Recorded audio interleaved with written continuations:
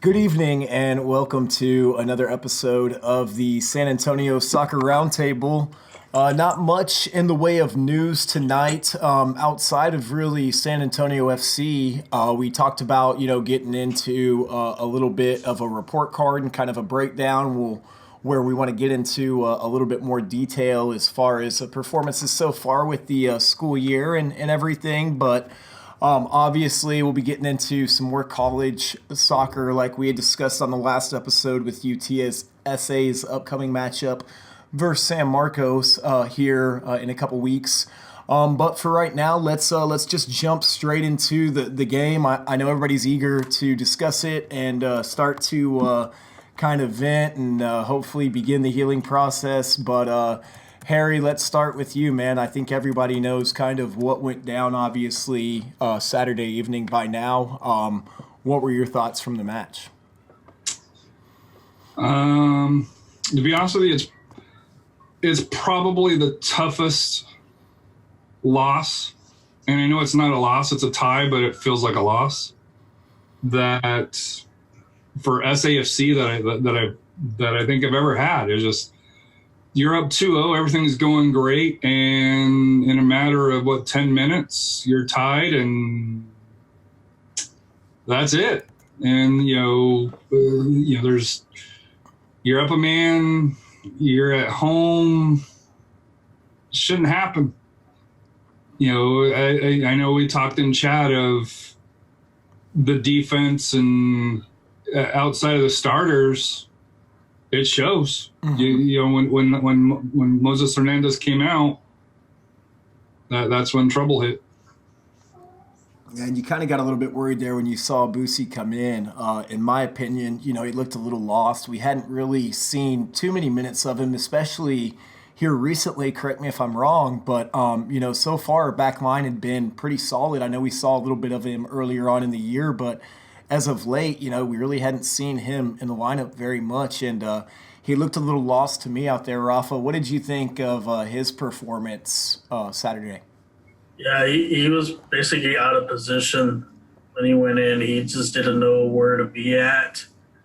He's not a holding mid, and that's kind of surprised me that they stuck him in there. If you're gonna put him in there, put him in his natural position, which would be on the back four. I think that's what they should have done. Let's play on the back four. But that's tactical errors that we shouldn't be doing, especially up 2-0. And I honestly think Moses could have done the whole 90 minutes. Mm-hmm. He still looked fresh. He didn't look tired, unless he asked for the sub. And I understand that, but I think he could have stuck around a little bit more, kind of 5 more minutes or 6 or maybe 10 more minutes, and I think we probably would have pulled off maybe 2-1 or even 2-0. But RGV wasn't really pressing at that point. It's when he came out is when the game changed, and I understand he's coming back from an injury. It's probably a minute watch, and I know you got to be careful because he's a loanee. But it just I don't know how.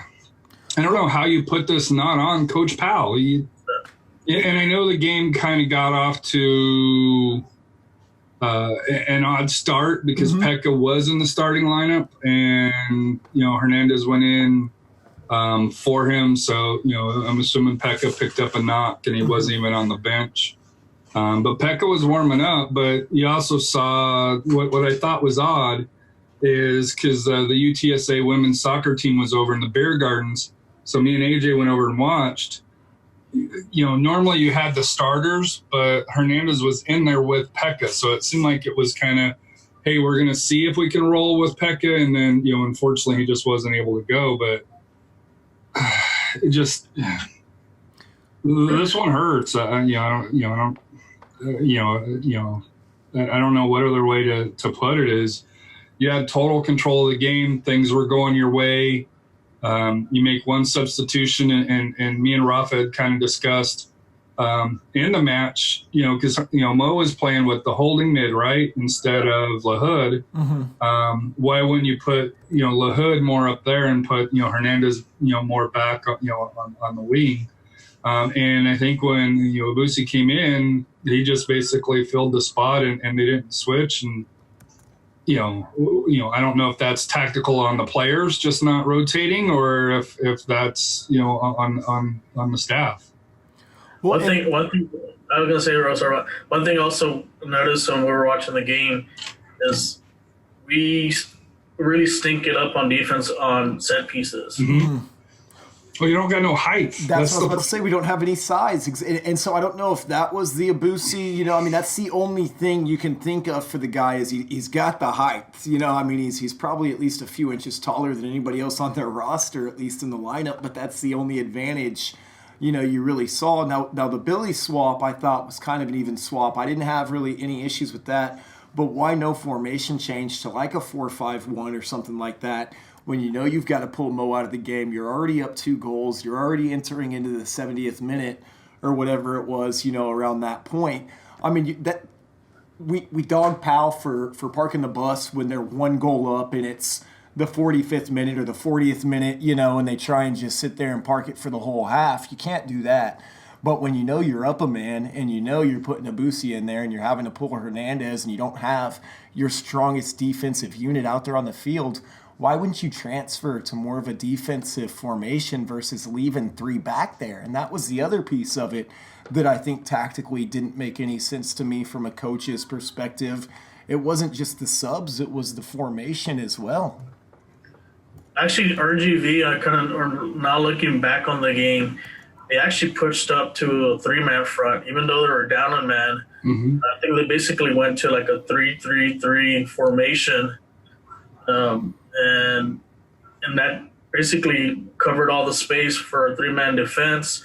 So that left that last goal, Akon falling asleep on that play, which we shouldn't have. If they're going to play 3 up front, let's counter that with 4, like a flat back 4, counter that with zone defense. We could have played, like I said, a 4-5-1 or 4-4-2, have LaHood as the holding mid and, move out Abusi out on the outside defense. But I think it's still those tactical errors cost us. We'd probably be we should be in 5th place. Yeah. We should be on the top 5. I think you would probably, I think with the result, you probably would have been, 7, 8. But yeah, now we're 12th. And we're back out looking, and we got to climb up. And that's the problem with how tight it is. And then you got New Mexico coming up, which they kind of are on the other side of a result here where they were up a man against Las Dos and ended up in a tie as well. So, I'm assuming they're probably going to be feeling a little bit salty as well, about last week's results. But to me, like I said, here is, it's hard. It's hard for me to put into words how I feel without being super negative on the team. Like I said here, I know probably my Twitter reactions toward them has been slightly negative, slightly harsher than what it should be. But it's just that this one hurts. It's one that, like I said here, you had for the taking. We needed the points, and I think everybody to a man thinks it's a loss, but we ended up getting 1 point. But just on how it is, we lost 2 points on this match, and you got to wonder where they're going to make up those points. That because there's 10 games left. It's these lost points are what happened last year. You go to Tulsa, you get a draw, or you lose. But Tulsa last year we had 1 point, I think. Mm-hmm. RGV this year we got 1 point, a loss and a tie at home. That's unacceptable. Coach Powell this year, he went 2-0 against 2-0 against El Paso, lost 2 out of 3 against Austin, and basically went 0 for the season against RGV. I know he got a tie, but there's no 3 points in there. I think this one hurts Coach Powell when it comes to the end of year review, just because it is a rivalry game, and how they lost as a team. And this may be more of a question for you guys. As a team, how hard is it to pick it up, knowing you left points on, and how they lost with, the Ibusi own goal, and the set piece, which if memory serves me right, it was off of errors by the back line again that set up the corner. So really, you could say San Antonio set up really both goals for RGV by poor play. Well, and Dennis brings up a great point, and I think to your point as well, it's a bigger issue. And Dennis mentions there on our Facebook Live, we gave up 3 set piece goals, the one against Sacramento, and then the one or two against Sacramento, and then the one on Saturday. The guys just don't mark closely enough, and that's been one of the common issues where inside the box, other teams have really been dangerous because we don't mark very closely, and it seems like there's a lot of communication errors just based upon, kind of how the guys react after the goals and stuff as far as who's supposed to mark in different situations and things like that. And, if you're not on the same page with who's marking who, you're not going to be able to defend against set pieces like that, especially where you don't have the height or anything like that, or the advantage where you can just kind of defend the space and put that guy right there in the middle of the box. It's just going to headed out like you kind of had Didic, or even Sip was pretty good at just defending space, and we haven't seen that from San Antonio FC defensively at all this year. That's been our Achilles heel is set pieces. If you notice, all season long it's been that, and I don't know what they're doing to fix that problem. Do they work on that? That should not be happening this late in the season. I can understand in the early season since they're learning to play with each other, but we're already 12, 13 games in. They should have already a chemistry, know who to mark who on the set piece or corner kick. Like I said, this one did hurt. And what plan do we have ahead of going against New Mexico? To see what is Pekka going to be back, or are we going to play with a flat back 4 defense? That's a lot of questions. Like I said, the Powell's going to have to respond. We do need to get these 3 points before we hit the road. Well, and to Harry's point, kind of, you phrased the question, and I didn't really answer it about, as a team, how do you react after a loss like this? Because you definitely feel like it was a gut punch for them as well. At least you hope it was as a fan, right? That they felt it as much as we did, if not at least hopefully a little bit more. And I know I kind of commented on it after the game, and I'm not the biggest Lahoud fan. I've been kind of critical more of his play than anything he's done off the pitch. I'm not saying I'm not a Lahoud fan like as who he is as a person or whatever. I think he's done some great things here in San Antonio, obviously, in the community with getting involved and being the captain and kind of the face of San Antonio FC this season. But his performance on the pitch, I haven't always, been sold on.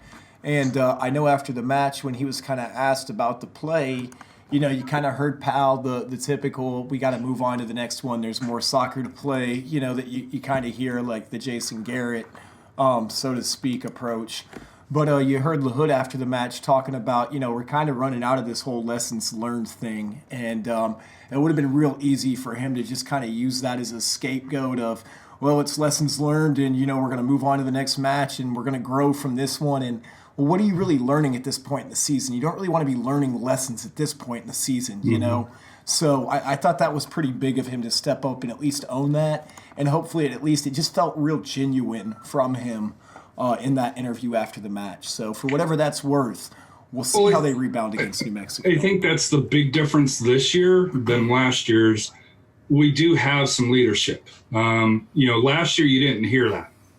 Last year it was all, the standard, hey, we're going to do better. We dropped the ball, blah, blah, blah. But there was no accountability, like he has. So I think with Lahoud and Pekka, I think as far as captains here, I think you got that leadership, on there, and they've got to make this push, and I know. I know I'm, all down today, and technically speaking, they're 3 points out of 6, but that's the problem is, between 12th and 6th, there's 6 teams that are separated by 3 points. And then even if you go up to the Bold, it's 5 points. That's those 2 points, especially as close as we are. That's the issue. You can't be dropping points like this. And and that's where that's where if you do make the playoffs, you're 9th, 10th, and you're playing on the road as opposed to 5th or 6th. That's what's going to happen That fourth this year. spot, especially if you're going after that, you know. Hell, I'd be happy just to be in the top 6. Well, where you're not having to play the play-in game, but. And to your point, Harry, so the issue isn't the points. The issue isn't, like last year when we kind of started to get to this point in the season, it was only like almost a mathematical equation where it was like, hey, the season's pretty much starting to get, what was it, almost over at like 9 games left, if I want to say last year. Yeah, they're basically playing games at that, kind of around this time last year. Yeah. So, but at least this year we know it's not points that they're going to need in order to make it to the playoffs or to make a run. Like we expect to make the playoffs as a San Antonio FC fan at this point to be a successful season. So for them to make a run, there's a few things I feel like that they're going to have to address, and it's going to have to either be in practice, it's going to have to be tactically, a switch is going to have to flip or something, because you're not going to address it at this point, obviously, with player transfers or anything like that. I don't know. The player transfers hasn't froze, and that's the one thing that they do. Do you feel like they do something this late in the season, though, historically? I think we came in around this time. Okay. Like I said, we can get a veteran defender or two to sure. That's what we really need to sure. Offensive wise, we're fine, and I think that Frank that we already patched that up. Our midfield's fine, and if you're going to make a push in the playoffs, also a deep run in the playoffs, we need better defenders, and maybe this will getting veteran defenders will shake things up. Get the other guys say, you know what, I better get it in gear, or I'm going to be sitting on the bench. At least one, right? Because it seems like any given game, if you had like one guy could really make a difference even. You don't necessarily, you'd love to have two, but even just one could. Because that's what I was going to say is number one priority has to be the back solid left back defender type there. Because, I like Ibusi, he's a great guy, but you can clearly see there's a huge drop when he steps on the pitch. There's just and it just maybe playing time. I don't know what it is, but it's there. And you look at our schedule. We play New Mexico this week. We go on the road next Friday to Tacoma, which Tacoma's playing better. They're still young. They're but they've got a lot of talent. You go to Phoenix. That's going to be hell to play. Thank God Sam Dorr didn't schedule a dollar beer night. So thank you, Sam. Look at you being positive. Play Oklahoma. You go out to LA and play Los Dos, which we've had mixed results out there. You go on the road and face Tulsa, and the problem with Tulsa, and I don't know, this is news that broke today, is they sold to some owners that actually have some money, and they've already talking about that they're going to try to bring in to help elevate the roster. So, they haven't, I don't think they've won since March or, something along those lines. That Tulsa match is going to be a little bit tougher than when it looks like it may be tougher than what it is now. And we know how we do midweek in Tulsa. Last year we sucked and, up there and we just struggle up there. Come home, play Fresno, which is a tough team. Then you're on the road for 2 out of the last 3 at Vegas, which they play better at home, at Portland, Timbuktu, which is a tough place to play, and then home against Colorado. So you've got some games that you should be able to take care of, but you'd expect, hey, you're going to beat Tacoma, you would expect that you're going to beat Tulsa, you would expect that you're going to beat Colorado, and I think even away against Vegas, I think you're probably slightly favored. But New Mexico, to me, I think it's a coin flip. Sure. Rising is, we're an underdog to Rising. Fresno at home is probably what a coin flip because Fresno's top 2, top 3 in the league. And on the road against Timbers, you'd have to go with the with Portland. Now there are 2 teams, so you don't know how they're going to mesh out. But the schedule's not easy going down. You're talking about a lot of playoff teams: Oklahoma City, LA, and Portland are 3 teams that are battling in the same positions we are. So, outside of Phoenix, which, maybe what they've won 13 in a row, that maybe they're fit, if they continue to win, they could set a USL record, I believe, with 15 straight wins the night that we faced them. So even though it's not dollar beer night, you know that crowd's going to be fired up. And to your point, I think you might be looking at it a little bit too closely, a little bit too analytically. When you look at the talent, I think within the USL, I think San Antonio FC, especially if you look at adding something like a strong defender or another piece to address some of the concerns for San Antonio FC, outside of really Phoenix Rising, I think most of those teams, you talk about Fresno and they're going to be tough. Obviously, we just beat Reno and had a really great result against them. How quickly we forget after the match against RGV. Not saying it's not warranted. What have you done for me lately? But outside of some of those other teams, like you say, it's kind of a 50-50. Who's home? Who's away? What night of the week is it? You know what I mean? And so outside of the Phoenix Rising match, obviously, where that's going to be hell to play if they come out, the way that they've been showing up with the amount of goals that they've been able to score this season, outside of the PKs that they've gotten, which I know you've kind of been looking at some of the reasons behind that as well. And I'm with you, Harry. I like the investigative journalism that you're doing with the dollar beer night, buddy. I'm behind it 100%, let me tell you. But I think it comes back to, so what does San Antonio FC need to address to really play to their best ability? And the back line is obviously, I think, the glaring issue, kind of first and foremost, staring everybody in the face, the elephant in the room. It's kind of interesting to me that with the amount of goals we've had scored on us lately with some of the set pieces and stuff like that, you really haven't heard as much about the goalkeeping. And, Cardoni's been doing a serviceable job so far, with some of the saves that he's been making and everything. Whether or not he's a caliber keeper to make a deep run, a USL championship caliber goalie, is yet to be seen. But I don't think that's kind of been a glaring issue or anything like that.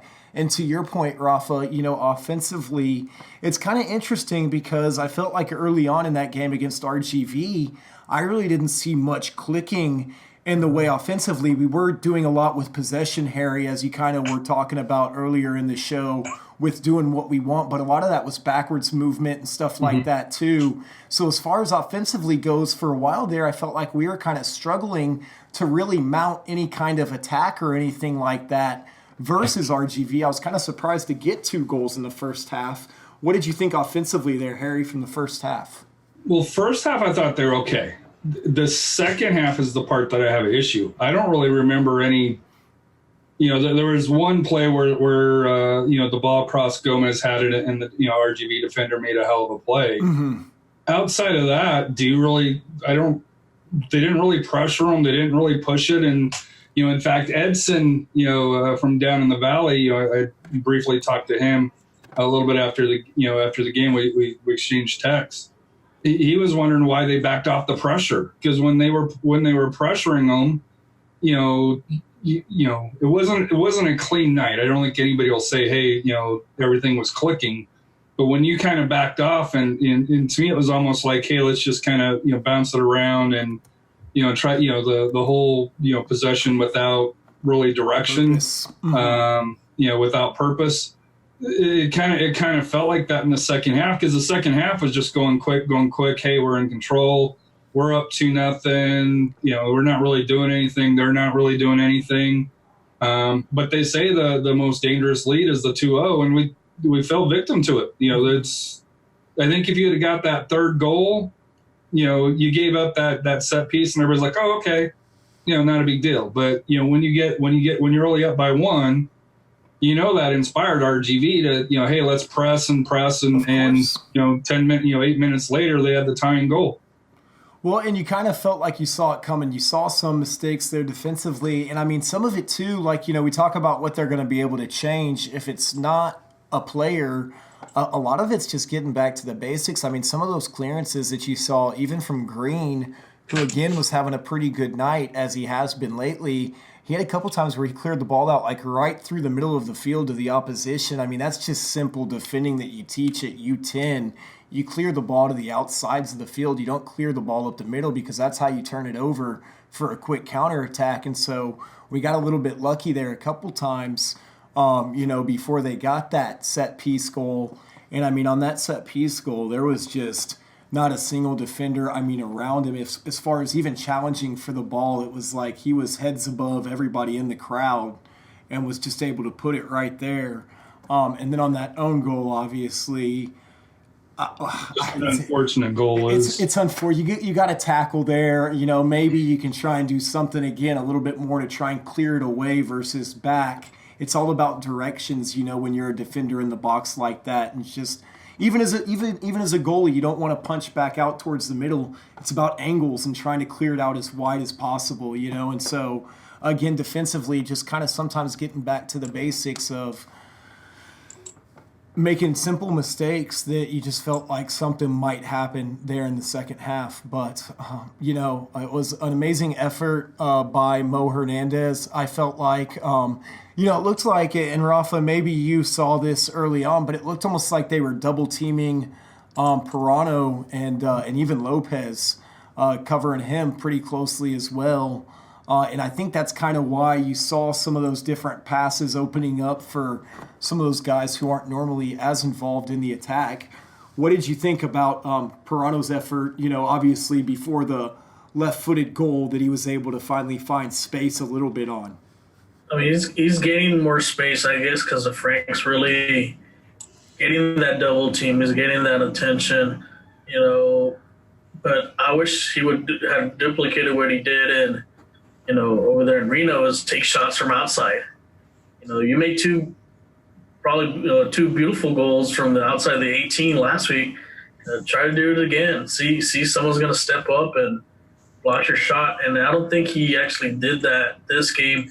Besides that little cheeky goal he scored on the second one, but he had opportunities to take shots from outside, and I know he was wanting to feed Frank to get Frank his, but sometimes you got to be selfish. And you know what? He's being covered. I got to take shots here from outside because those are the only opportunities. Because RGV's goalkeeper was not sharp. I'm going to tell you that he was not sharp. You know, and we just never took advantage. And I don't think we even took advantage when they went a man down. You know, a man down. You smell blood. You go out for the kill. You know, I think we never. Even after the second goal, when they got the red card, we never ever went after that third goal, or you know, hey, let's switch it up a little bit. You know, when Moses came in, hey, let's get in another attacker in and get another goal or so forth. You know, you're down a man, go for the kill. Don't just leave him alive and give him an ounce of hope. And that's what happened on that corner kick when they scored. You gave them hope, and they got that lucky own goal and. Lose two. Yeah. So, hopefully for this coming week, you know, if you are going to use Moses, you know, hopefully Pekka is back. You know, hopefully it's nothing serious. But I like to see them play a 4-4-2, and with Moses on the outside one of the outside defenders, have Pekka as the holding attacking. Yeah, Pirano is attacking mid, and Barnaby and Gomez on each side on the wing. And then I like to see Ever and Frank up top. I want to see if they can stop our two best forwards.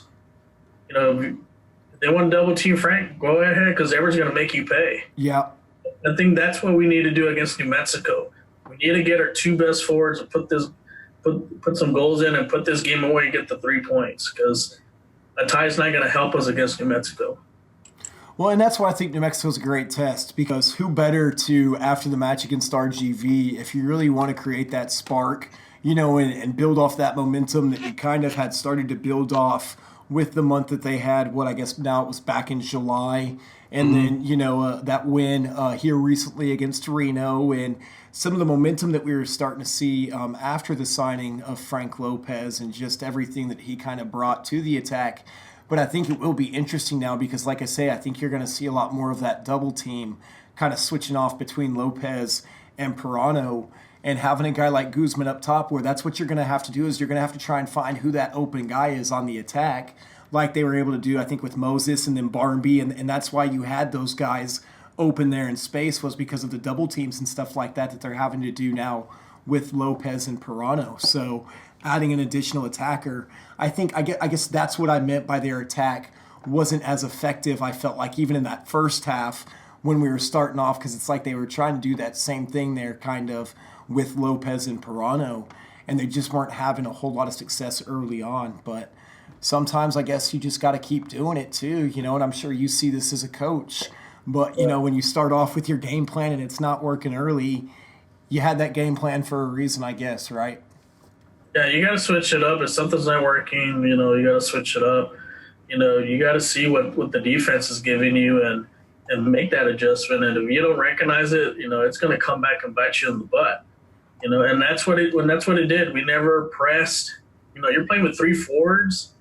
Go press them, because they don't have. If they try to get the ball up the field, they're still a man down. Does it? It doesn't really feel like 3 forwards, though, does it? The way that we played, it doesn't feel like we're playing with 3 forwards. No, it looks like we're playing like more like a 3-6, 5 or 6. Yeah. Something like what Spain did when they won the World Cup. It's we need to start pressing teams. And I notice every time that we press a defense, they make mistakes. We take advantage of it. We get a good shot or we get the goal. We did not do that, against RGV. On this game, you got, when they're a man down, you smell blood, you go for the kill, go press them, go wear them out. Because sooner or later, like I said, they're gonna have to open up their game to try to get a goal, and that would open a lot more space for us, and we would have more likely would have put in that third goal. Well, you feel like it gives it more of a chance for them to expose themselves, right? And let them make the mistake, kind of. And if you're in the right place at the right time, you know what I mean, to take advantage of it. But that's kind of where we were lacking, is even with them playing a man down. And, I don't think they were really at that point yet where they had gotten too desperate. Like you said, they had kind of thrown 3 up top there, but it wasn't really. But, you hope you can kind of get that third goal off of a counterattack or something like that, some mistake. And with the substitution of Billy, and kind of him with the injury and thinking maybe that was part of the poor performance that we saw in the last match. And then, well, not the last match, but the last match that he played in, against Reno, because he was out. But when Billy came in, he didn't really create that spark or create that chance that you'd kind of hoped a guy coming in the 75th minute off the bench like him would be able to provide. I know he had that one chance, I think, where he just ripped it and sailed it, upper left of the stadium, almost out in the parking lot, where I thought I had a free souvenir. But I mean, that's why I'm excited that New Mexico is the next game, because I think it's exactly the type of test that they need to either get back on track with this season or finally kind of prove that this is a middle of the table team that's going to have its ups and downs, its peaks and valleys. And, once something stops working, we can't really come up with anything additional. And to me, that goes back to the coaching. Yeah, this is a statement game, because last time we played them in New Mexico, we got our butts kicked. Yeah. 3-0. We got our butts kicked. So they got to go in this game remembering that and say, you know what, it's time for payback. We need to jump on them right away. Let's take them out of the game, get the 3 points, and move on to the next. Go to get the win in Tacoma after that. And then whatever happens in Phoenix, come out with some points, great. But this is probably the game that's either gonna make or break the season. Yeah, these next two, because they have Saturday the 24th, and then they turn around and Friday the 30th. So in Tacoma, so it'll be a short week for them. But I'm with you. I think we're gonna have a very good idea of San Antonio's playoff chances after this week, because I think most everybody would think they're going to beat Tacoma. But if you drop another, points at home, because in the last 2 games at home, we've got 1 point. Because don't forget, we lost to Sacramento, so that means in the month of August, out of 9 points at home, if we do not win, we'll only get 1 point, and that's unacceptable. And 6 out of the next 9 are on the road, so it's not going to get. There's only 4 home matches left, and this is the 4th one. Well, and you talk about ending the season on a positive note for season ticket members and everything else. That's a valid point. You know, there's only, even with the number of games left, only 4 home games left to make a positive impression. New Mexico's a great team that you could have a exciting atmosphere out there, kind of like you did against the Reno in that environment. And don't forget, they got the Selena cover band, the Bitty Bitty Banda. Baba, something like that.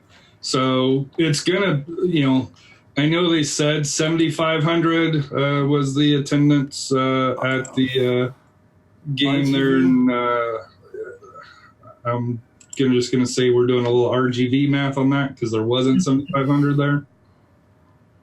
What did you think of the turnout? I was actually kind of like, I wasn't sure. It continues to surprise me, though, because I feel like it was still kind of a pretty decent turnout. I didn't think so. What, like 5,000? No, I think it was a lot less than the last game. Was it? Yeah, because we had a lot out there at that game, though, too. But it seemed like a lot less from the last game, and I know because of this. I mean, the Cowboys played that night, and I know that's a factor. But I can remember from the Sacramento game and this game, it was a lot less. And you would think, hey, this is a rivalry game. We need to pack the house. And RGV actually brought people. That's true too. That's to me. That's going to be my second sore subject here. Is after the match, player wise here, but. The Stampede came up. They represented it. I actually ended up parking right next to them. So, of course, when I got to walk out after the match, they got to pour some salt on the wound. I wonder why they're so salty. They're cool. Don't get me wrong, but it just that's the last thing that you wanted to see is RGV fans here because you're going to catch it. You expect it to. I would have done the same thing. Well, to your point about it being a statement game, Rafa, for the upcoming match versus New Mexico, also Austin was a statement game kind of because of that same reason with the beatings that they'd put on us so far this season. And so I guess that's why I'm still just slightly optimistic because I still can remember Austin and Reno and, kind of what they've been building on here lately. We knew the back line was going to be what the back line is. We know we're going to have at least a little bit of help. From God or the football gods or the wind or the post or whoever you want to pray to. But overall, I feel like we're making some changes in the right direction. And I know a lot of that, I think, has been the addition of Frank Lopez and what he's brought to this team. It hasn't been a whole lot of Powell's just made all these changes here recently that have made our team a lot better and we've done all these different things. No, we've added a player who's been that much of a difference maker for our team and been that spark and created kind of that diversion, even if you will, that gives other players more chances like you've seen from Pirano recently and like you saw Billy kind of benefit from when he's been struggling so far this season. But I think until we address the back line, whether it's getting better at simple fundamentals of defending or whether it's an addition like you hope that maybe we can bring in and really just solidify at least our defending against set pieces, and whether it's the left back or whatever, It's like the old saying, defense wins championships. Especially come playoffs. It's shown that's why the East has won so many titles in a row is because of the defense. Mm-hmm. In the West, it's a lot, it's a lot more open. But in a one-game series, or one-game match, I guess it's not a series. Defense can be the difference. Mm-hmm. That's all it takes. Yeah, because I can remember, like I said, when I coached my first year, in high school, when we made our run in district play. Clark years. Yeah. Your Clark years. When we made our run in district play, we won a bunch of one-goal games. Mm-hmm. Why? Because of our defense. And I think that's, that's an issue that, like I said, it needs to be fixed. Put your 4 best defenders out there, or are you going to go with 3? We'll get Moses in there and see what we can do. Over, baby. That's going to be the key, because if we can go into like some not like I said, on a road game and come out with a 1-0 win because of our defense, that's great. That's going to scare the other teams Right. that maybe not want to play us. And you hope that if your offense can put 2 on the board, you can win that game and get the 3 points, even if you give 1 up. So anytime your offense is scoring 2, you hope your defense can at least do their part to get the 3 points. Exactly. But let's. I know we want to do the player report cards and everything. What do you guys think? I kind of want to actually split it up maybe just into a couple episodes, because I feel like we actually had a really good discussion just kind of around San Antonio FC as a whole and everything. What do y'all think about maybe breaking down, say, the back line or, some of the offensive positions, whichever position group you guys want to go after, and maybe just doing like half of it today and then saving the other half for the next show? Sure. Okay. Harry, I'm going to let you pick, man, because this is your day, buddy. We want to cheer you up here on the round table. What position group most excites you to go ahead and grade today, sir? So we're going to do 2 of them, right? Basically, we'll split it in half, sure. So I think we should do the defense.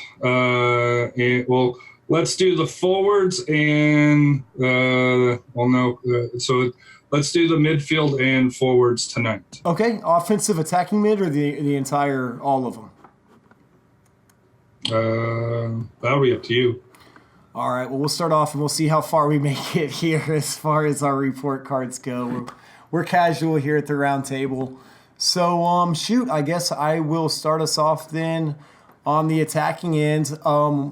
Alphabetically, we'll just start off with Billy Forbes because he's here on the top of my list. So I know I've been pretty positive on Billy, especially here kind of as of late.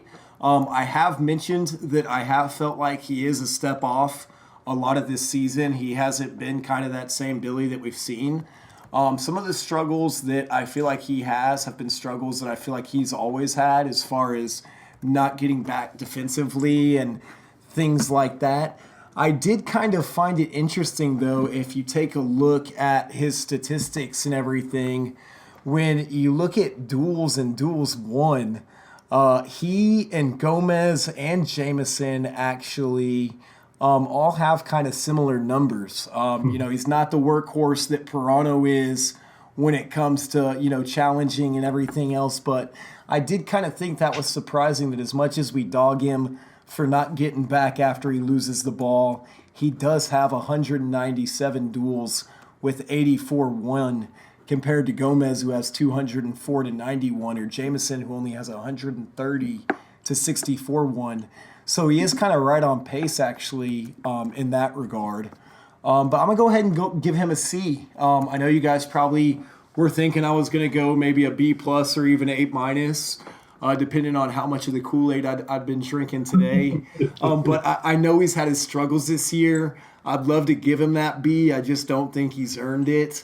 So I'm going to go ahead and we'll start with Billy. I'm going to go C. C+. Rafa, you want to go next, buddy? We'll defer to you. I'd give him a C-. And I think those 2 years in Phoenix, that Drogba effect has rubbed off on him, and it's kind of made him a little like a diva. Like, without me, you can't do that. He's not the same player that he was when he first go around with us. Sure. And that's the player that we really need. I know he's doing well with the duels, but I think he can do a lot better than that. Especially sending crosses. That's where he's dangerous at, is when he sends crosses in the box. He hasn't been doing much of that. If he can average at least maybe 15, 20 crosses a game, that would raise his grade, And also, like I said, the defensive, he needs to understand, you're playing a 3-man defense. You have to run back. You have to come back and help them defend. You're not going to leave your outside defender exposed or that outside space exposed. So my grade for him is a C-. All right, so he's rocking a C right now. Harry, are we going to swing that one way or the other? Is he getting a passing grade for his first semester from the round table?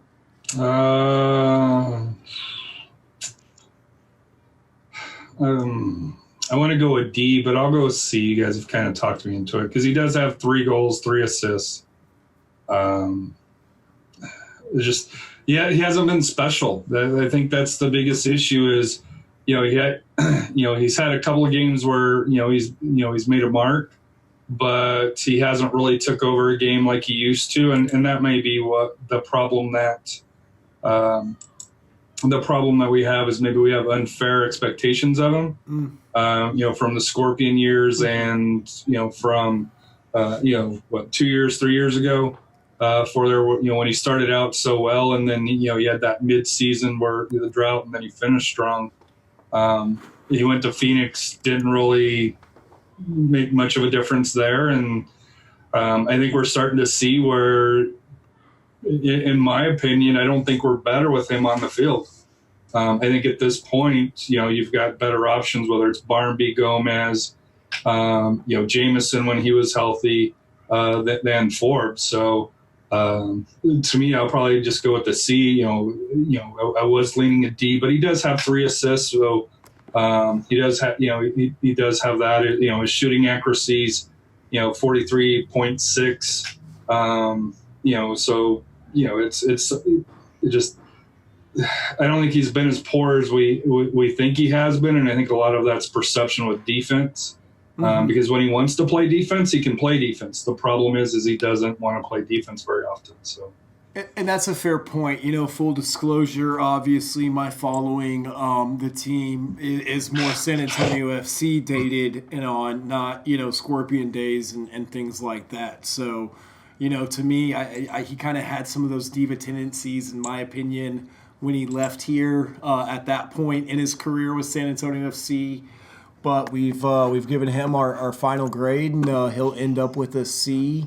And just passing here, we'll say a D is failure. So next up, just going again alphabetically, is going to be Bradford Jamieson.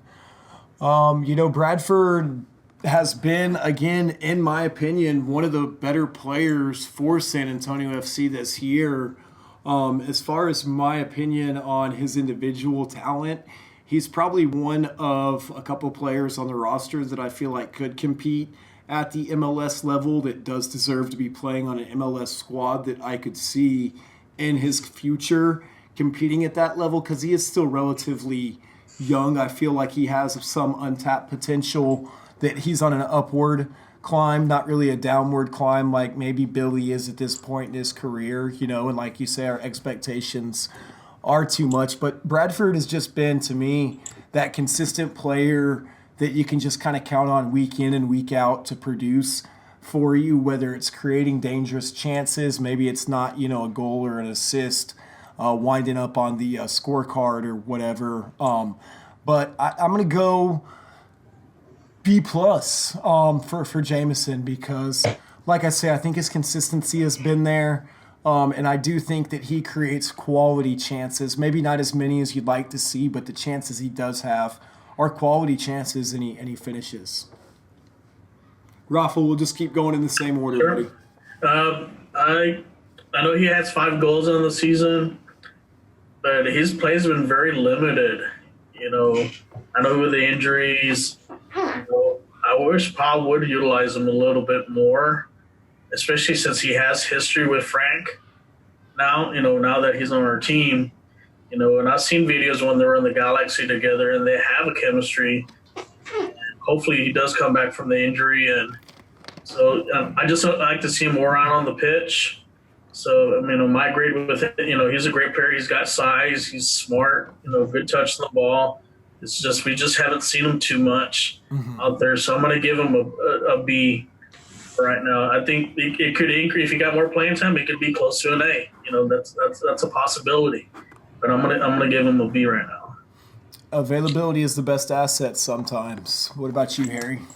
Yeah, he's only played 968 minutes. Just in kind of comparison, Lance Lang has played 490, so he's played basically just twice the amount. And I don't think, I can't remember the last time I've seen Lance Lang. So just kind of is he still in San Antonio?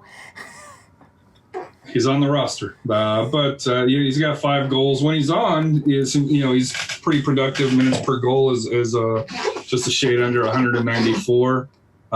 His shooting accuracy is above 50%, so I think that's a positive. He does have 2 assists, so I think B is probably proper. Like I said here, I'd have loved to seen him when he was healthy get a little bit more minutes. Maybe instead of Forbes at the time, maybe he's seen Jamison at the time, but it's a solid B. There's no question. Maybe if he had a little bit more time, you could even push it up a little bit more, but right now, no. Well, and maybe a topic for another day, but you would have loved to have seen maybe what he could have done with a whole season there with Frank Lopez as well, and maybe how different San Antonio FC's season there at the beginning might have been had we had the addition of Lopez a little bit earlier. But moving right on down the list, obviously coming up next is going to be Brian Gomez.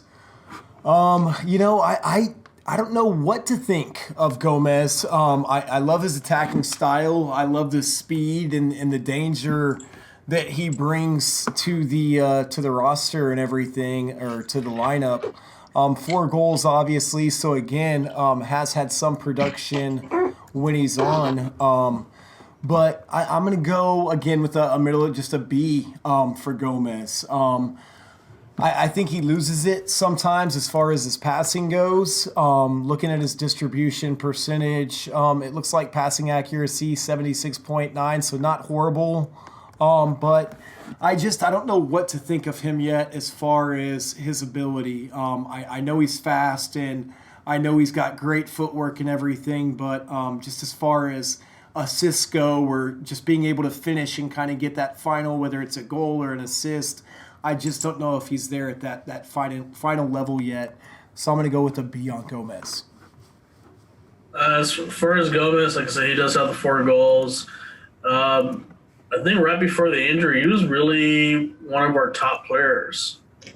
And once he got hurt, and it's taken him a while to come back to get that form. He was kind of one of the bright spots early on. In the season, even though we were struggling, but you can tell, like I said, the footwork, the aggressiveness, the passing, he was on the upward until that injury. And then, he's trying to get his feet back on, back on the field, and he's made improvements. So I can go with a B- right now. Okay. But like I said, we're still, he's still got other games coming on the season. So, that could jump up pretty soon. So before the injury, more of like an A, and then now after the injury, like a B plus. He was at a B plus, but right now, because of the injury, he's at a B minus. But like I said, he's already getting back to form like he was before the injury. Yeah, I think he's a solid B, and I think the passing that we're talking about here is more the crossing. He's only got an 18.8 crossing accuracy, and if you're on the wings, on how San Antonio FC plays, you got to be able to cross it in. And I know some of it's how the defense and stuff like that, but there's others that have a little bit higher accuracy, and I think some of that's going to kind of come in with a little bit more maturity and stuff like that. But yeah, I think B minus B is probably appropriate for Gomez. He's been one of the better players. But he's been one of those sneaky players where, nothing really stands out, but yet, either positive or negative. But like I said here, I can't think of a poor game that he's had, which is what you're looking for. Again, that consistency, and you're right. He's been a very consistent player, and that's why I love you, Harry, because you're my numbers guy. I'm more of just kind of the eye test guy, and you look at the numbers, and you're like, no, it's the crossing percentage, you dumbass, not the passing percentage. So, thank you very much, Christian. Well, I didn't mean to put it like that, but okay. Christian Pirano, I think that's one that we can kind of still agree upon, and it was kind of funny because somebody had commented on an old tweet that we had sent out from just real early on in the season. I think it was after that first preseason game when everybody was kind of like, who's this Pirano character, at the beginning of the year and everything. And, we've seen a couple little lulls in his performances and stuff like that. But I feel like, what a good player does when they start running into what they're doing is not working as they adjust their game. And that's kind of what you've seen from Pirano. And for that reason, I'm going to go ahead and give him an A so far this year. I do believe that he's been a bright spot for San Antonio FC. And even when he's found himself not producing, he's been able to try and figure out how to turn his game around in order to start producing, or to make his attack a little bit more dynamic to where it's not so one-dimensional, I guess would be the best way to put it. He has gotten a lot more 2- and 3-dimensional here as of late versus earlier in the season when he was really one-dimensional. So I'm going to go ahead and give him an A. Yeah, he's been one of the bright spots this year. I know he struggled a little bit early on trying to get, I guess, learn the system. You know, he was losing a lot of balls. Everyone asking, why isn't he shooting? Why isn't he passing? And I think that when they sat him down for a couple games, I think that kind of opened his eyes that, hey, you know, I need to change my game or not. I'm going to be riding the bench the whole season. And then ever since that, he's just been on. He's like that Energizer bunny that won't stop. And that's just like I said, he's like a piranha on the field. He's back and forth, up and down, goes back, get the ball and defend. You know, he's just flat out on attack mode. And, you know, you got to give him, you know, I wish we had 11 more players like that on attack mode. 4 of those yellow cards were because of him, really, against RGV getting pulled down from behind, right? Yeah, he gives, even though for his size, he gives them problems. You know, he does remind me like Rafa Castillo, but he's a younger version of him. And, you know, but at 19, now he's 20, you know, he's just going to get better. And, you know, he's made strides, and from the beginning of the season to now, he's been one of the big bright spots of the team. So I'll give him an A-. But because who's to say that, you know, by the end of the season he's not our A+ player, you know, which is a possibility. I'm giving him an A+. Just from what he started out, the growth that he's made this year. You know, you guys are talking about, you know, the contact that he's absorbed. He's won 61 fouls. You know, for us, only 1 yellow card. He has committed 36 fouls, which is fine. But the surprising thing about Pirano's game here is his tackle success rate is 90.5. So when he is doing it, you know, he's got 19 tackles. He's got 6 interceptions. His passing accuracy in the opponent's half, so on the other side, is close to 80% at 79.3. You know, 78 successful dribbles. This is with 5 goals and 1 assist. So outside of maybe, you know, his crossing accuracy, which is 16.7%, which you know is something that you'd probably like to improve on. And you know, we've all been begging him to take some shots, you know, from outside the box.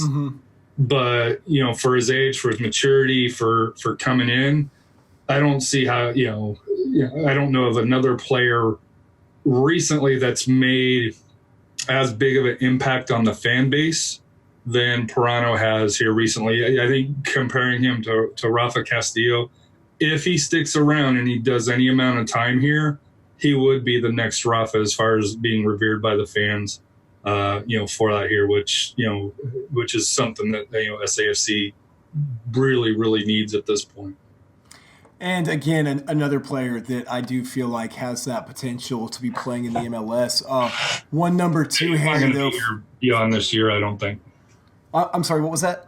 I don't think he'll be here beyond this year. I think he's got, you know, Rafa was talking about, you know, I was thinking, hey, he could go to MLS. Rafa's thinking that he could go to overseas, over to Europe pretty easy. Yeah. I mean, he's got the tools, and you know, just going to a second division European team, you know, with their coaching staff, and they can develop him. And I could see him playing, you know, in an EPL lower division team, like someone like Cardiff, Cardiff, or you know, I think he's more League One right now. But yeah, Cardiff brings him in and loans him down for him still to get that maturity. And he's still a small guy, so you'd like to see him maybe put on a little bit more, you know, his body still continue to mature. But beyond that, he you know, the dude's a stud. And like I said here, for however long that he's here in San Antonio, we definitely need to make sure we're praising the young man.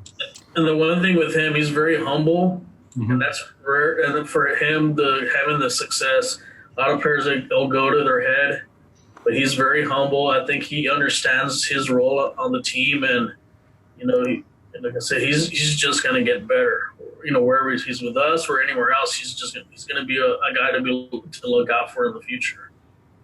And also, too, here, only one of 3 players available all 24 games so far this season for San Antonio FC. So definitely a star here on the roster. Ethan Bryant, kind of the next one, obviously unfortunate the injury that he suffered to the quad early, or what we believe he suffered early in the season. We weren't really too sure how long of an injury it was going to be. We kind of hoped he might have some availability, but can't really, I feel like, give him any sort of grade. Incomplete. So moving right along here for time's sake, somebody we hadn't really seen too much now as of lately, Ever Guzman. We kind of wondered who was going to be that guy that had to sacrifice the most to make room for Frank Lopez. And I think if you look at the numbers, it's easy to say that Guzman's kind of that guy. Obviously, still been having a heck of a season. Just kind of looking at the numbers here, 5 goals so far on the year. Tough one to judge because for so long he didn't really have any help. So, you hadn't seen the production value from him like you feel like you really need to in order to give him like that A grade or even like a B plus or a high rating. But also, too, he really was the only attack for San Antonio FC for so far the beginning of the season. So I guess I'm going to go for him again on a B plus. Kind of up in the air right now with how the season's going to finish out. I'd love to see him up top with Lopez, as he suggested, if they do transition to more of a 4-4-2 here for the time being. But again, I feel like I just wanted to see something more from him. I don't know if it's the shooting chances. I know he's dangerous inside the box. He's not really a complete player when it comes to outside the box shooting. But maybe that's just kind of who he is as a player and everything, and that's not just one of his strengths. But I'm going to go ahead and give him a B+ on the season. As far as Ever, I noticed is a big difference between last year and this year. And it's not the same player when we first got him, and then the couple of years after, the couple seasons after that, he was very aggressive. This year, I noticed when he's been on the pitch, he's not aggressive as far as creating chances, as far as causing turnovers. He just kind of walks through the motions, and I know he's trying to, maybe he has a different type of way he plays, but I think if he would create, he'll get more opportunities if he would be more aggressive like Frank. Mm-hmm. And I think maybe this is a wake-up call to him to say, hey, I got to pick up my game because now I'm sitting here on the bench because of that. I would like to see him with Frank up front and see what we can do with our 2 best forwards. What are the other defenses going to do when we have those 2 guys out there? How are they going to adjust to us? And maybe that'll open more to his game. But for right now, like this season, I know he's gotten 5 goals. I expect better from him. I expect more from him, so I'm giving him a C+. Yeah, I'm kind of B-, C+, and I don't really think it's his fault, though. That's the problem. I think he's got 5 goals, which is great. He's averaging about 1 every 235 minutes. But he was playing at a time where the team was just in a funk. Mm-hmm. And I think bringing out that funk is the speed, which he doesn't have. So on the makeup of the roster that we have, it doesn't seem like he really fits. And I think that's why he's on the bench. And I do think when he's on the field, he's hustling and he comes back more than probably what most forwards do, I think, for that here. Where he comes back and helps, and he's on the right or the left instead of being in the middle where he probably should be. But I think that's more just him trying to cover to help make up for the lack of what was missing up front, and that's that pressure and speed that Frank brings. And so I think with what he was working with, I think he did an adequate job. But I don't see him here next year. No offense, but with the production that he has, and assuming with the rotation that you're going to have, you want the younger, faster guys up front. I think it shows that it makes a huge difference with that speed. That seems to be the system that they have now kind of going forward versus that style of attack like you kind of saw from him, where he was really good at creating space in the box with just kind of his movement off the ball. But yeah, no, it looks like they're going more towards a faster on the ball type of offense. But I think USL overall is doing that though. And to me, I think it's a step up, because you look at MLS or any top European league, speed matters. Mm-hmm. And I think USL is finally starting to pick up on that, mm-hmm. where, and I think that's why Phoenix is having so much success and even Reno, and is you're able to just put so much pressure with the speed that you have to have it. And then, if you can get the magic chemical like your magical ingredients like Phoenix has and actually put a quality defense, you can be pretty unstoppable at this level. And that's a fair point until everybody's just as fast. And right mm-hmm. now it's like a race, pun intended, to who can be the fastest, because you're right, there is no defense against speed. And Rafa, you might be able to speak to this a little bit better than I can, except speed, right? If you can't keep up with the guy, you can try and keep him in front of you to defend against him. But when he blows by you, you're not defending against him. Yeah, speed kills. That's you can't coach speed. And I know for us playing the 3-4-3, ideally you want fast players. And I remember when we used to play that formation, I had fast wings and fast forwards. We're gonna outrun you. We're gonna create space. We're gonna leave you on the the kind of like the Roadrunner, boom, take off and go. And because that's more of a flat out, straight up attack formation. So the speed goes with that. If we're playing maybe a 4-4-2, maybe that's more of a possession game, as far as that. You don't need much speed. But, yeah, that's the trend now that everyone's playing a 4-3-3 or a 3-4-3. They want to get up the field as fast as they can and get the ball in the net. All right, well, let's do one more, and we'll do this kind of alphabetically just because that's how it was more aligned than position groups. So apologize for the lie there. But Jack Barmby, I think, is kind of the perfect cap for our mainly offensive position groupings. We'll have to go back and obviously hit up Ebenezer and some of the defenders. But Jack Barmby, again, there for a little while. He kind of had a little bit of a low that he went on where we weren't seeing from him what I feel like he's capable of. At the beginning of the season, I was a little unsure of his ability for set pieces.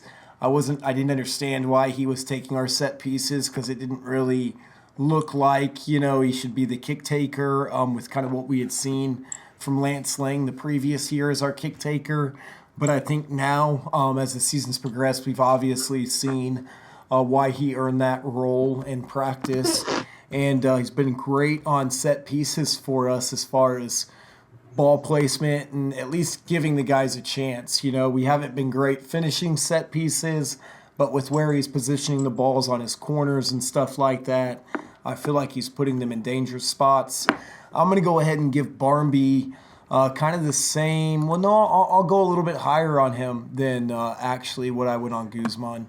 I'm going to give Barmby an A- for his performance so far this season, because I feel like he has done very well on his set pieces, and he does have 7 goals so far on the year. Yeah, he's been also a good, like I said, not so his bright spot, but he's been a consistent player as far as being on the pitch. Even though he got that red card he got was kind of a little unjustified on that, but he's taken the mantle as far as doing the set pieces for Rafa, because Rafa would do the set pieces. True, yeah. The one thing I wish he would improve a little bit more is on his corner kicks. I think he can do a little bit better there, as far as getting the ball inside the 6. But as far as free kicks outside the 18, and that guy's got a cannon, and he does good placement. He knows he's made shots from outside. So, and then his size is also, he's very physical, which I like. He doesn't take anybody's crap. He'll call it chicken fight and get in there, scrap it up with the other players. So, like I said, he's been a good player. Someone that I think is kind of like a little enforcer on the attack. He'll push people around. So I'm gonna give him a B plus. But there's more room for improvement for him. So, and I can see that by the end of the season, he can get into like the A minus area. Yeah, outside of Pekka, I think he's probably one of the most important players for SAFC in the midfield there. I just think when he's on the field, it's different. For that, and he's played a couple of different spots. He's played. Throughout the season, he's played a little bit left back. I think a couple of games, and he's played a little bit forward. So he's been a little bit of all over the pitch. But he's got 7 goals. He's got 2 assists. But to me, like I said here, the free kicks. To me, I just think that he's got 19. Interceptions, 16 clearances. So to me, I think that, he's probably a good A minus for here, because I think there's been a couple of times where I thought that he could have made a play that he didn't, but you could say that with any player. But I think he's filled that role very well. This year, to where, like I said here, to me, as far as when him and Pekka are on the field, I feel very confident in our midfield. Well, we'll stop there for right now, and we've got all that, so we can take down those grades, and we'll get that uploaded as far as like a little digital format or whatever for that report card for those players here. But let's go ahead and get into our final thoughts and put a bow on the show. We'll finish kind of grading the rest of the roster on the next episode. But Harry, we'll reverse it now and start with you, buddy. Why don't you give us our final thoughts before the New Mexico United game? Yeah, so this is going to be the second half of my sore topic here, and I'm probably going to need Rafa's help for a little bit of it here. But after the match, I think Barnaby's the only one that acknowledged the crowd at all for here, and I know it was a sucky game at the end. Don't get me wrong. But then you have RGV and their players, and I know home and away is a little bit different. Yeah, I completely understand that. But being at home, not to have any players come over to Mission City to make the little trek, and I know not everybody can, but usually you'll see 3 or 4 that make the trip over to Mission City and then come back around just to acknowledge the fan base. The only one that actually came over was Jesus Enriquez, Chuy Enriquez, and he said something to a couple of fans behind us. I don't know if Rafa caught it, but I don't know what he said because it was in Spanish. But I get the feeling that was something. Hey, did you cheer for us? And they're like, the lady behind us was like, no, not my team. But to me, that's not a good sign when the only person that comes around the stadium and made a lap is an RGV player, and no SAFC players came to acknowledge. To me, that's something that's unacceptable, especially on USL Supporters Week that they have. I think that was just a poor showing.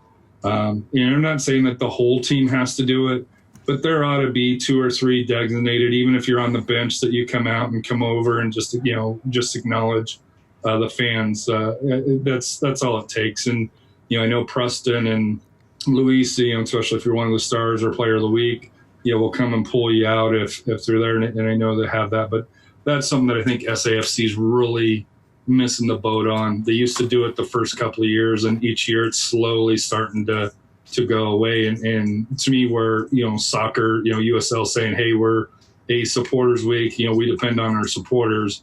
But yeah, SAFC seems to be pulling away. So SAFC, you got to be better on that. And like I said here, it's, I know even good wins, bad wins, a few people have to, come back out or not even come back out, just, take the 30 seconds, 2 minutes that it takes to go and just slap hands and then head to the locker room for that here. But even though I'm down and, dopey this weekend, come Saturday, I'll definitely be a little bit more chipper and ready to give it, the next string, as we go and whip some New Mexico ass. Hell yeah, I'm all ready for that. What about you, Rafa? Any final thoughts? Yeah, like I said, going back where Harry said, the players need to be out there for the fans. It's like when you get married, for better or worse. We're here till death do us part. That's the relationship we need to have with the players.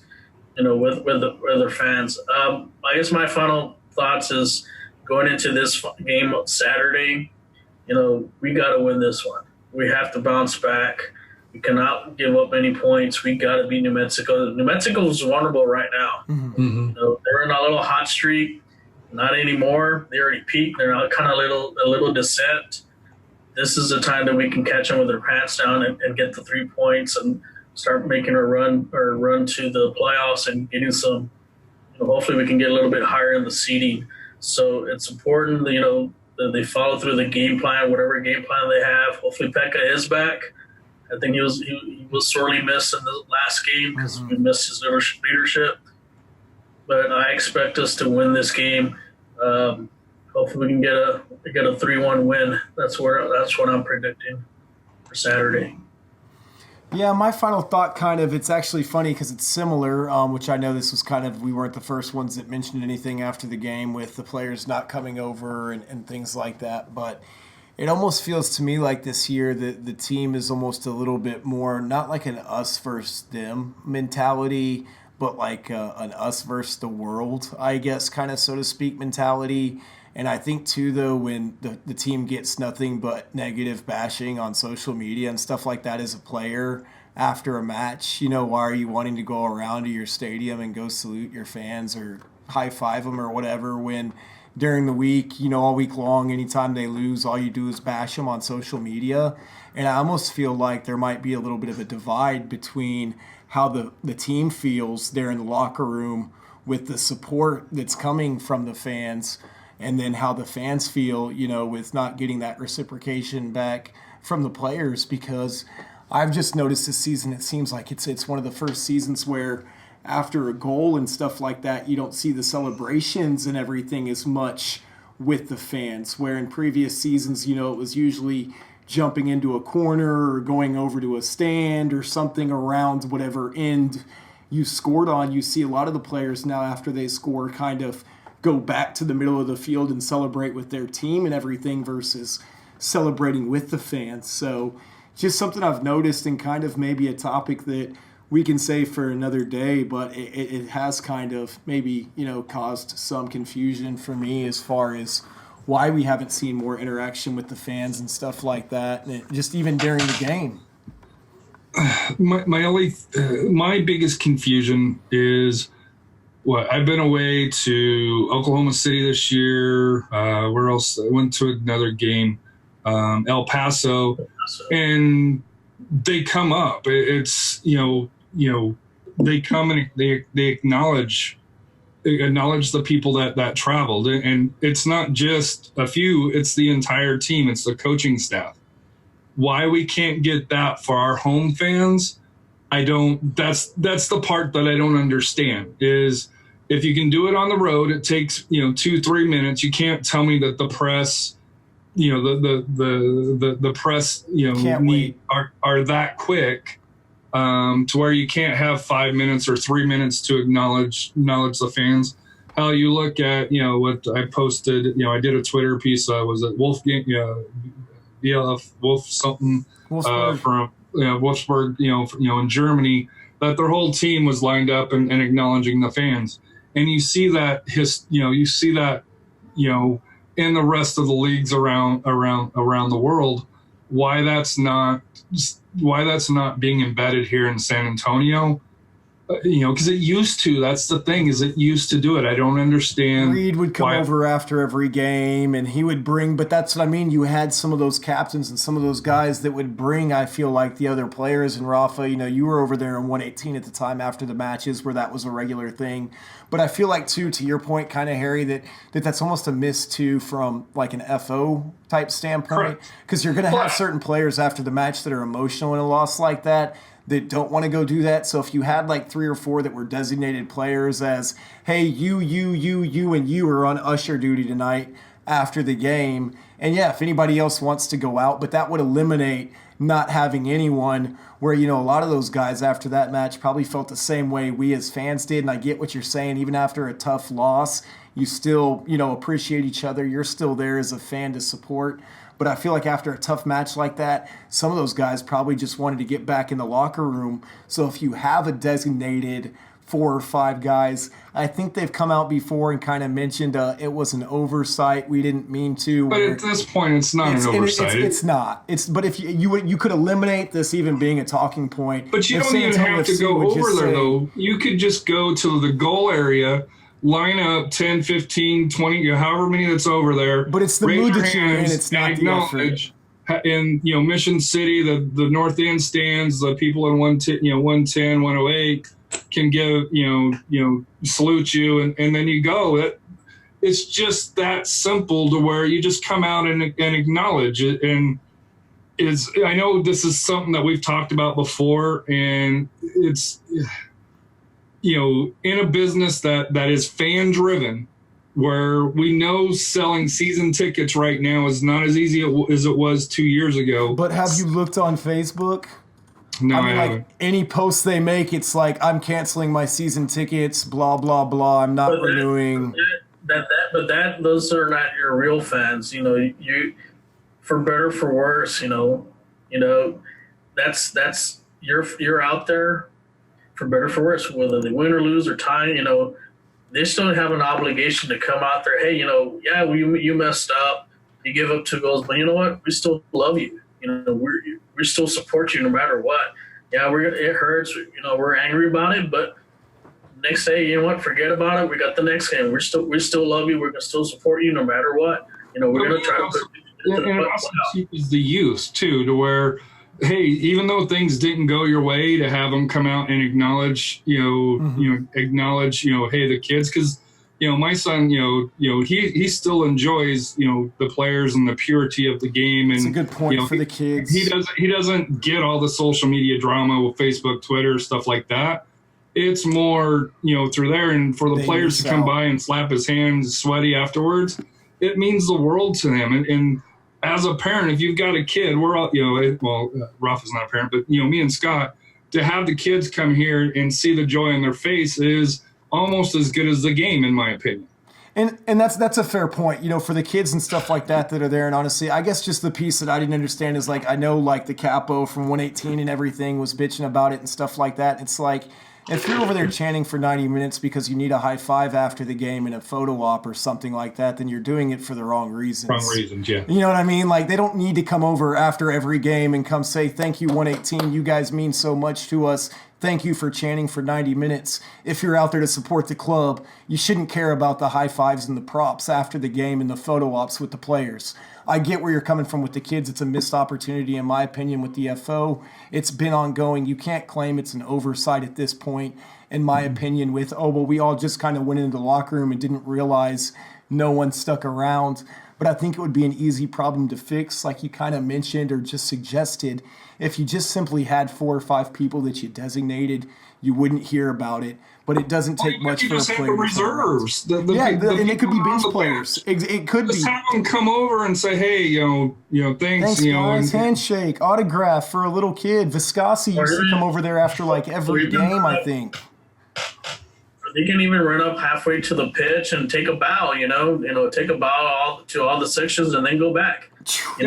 It's just something simple. And I know. It's just an acknowledgement, we don't need to get high fives and this and that or whatever. But you're right. It's not about acknowledgement. So, Scott, you are 100% right. And that's more of a bandwagon fan type of deal. Oh, look, I was here, blah, blah, blah, to show off, whatever. It's just acknowledgement. They just acknowledge the fans. Hey, we're gonna take a bow to the sections, and then okay, then we got to go back in. It's just something like simple as that would be. I'll appreciate that. And that's what I mean about it. I think it's a sign of a bigger issue because I've just between that, like you say, why wouldn't they? It takes 2 seconds to even turn around and wave. How much of an ordeal is that? And between that and then, like I say, just goal celebrations, you don't see some of those engagements with the crowd like I feel like you used to. But we'll get into that discussion on another episode. This has been the San Antonio Soccer Roundtable. We out.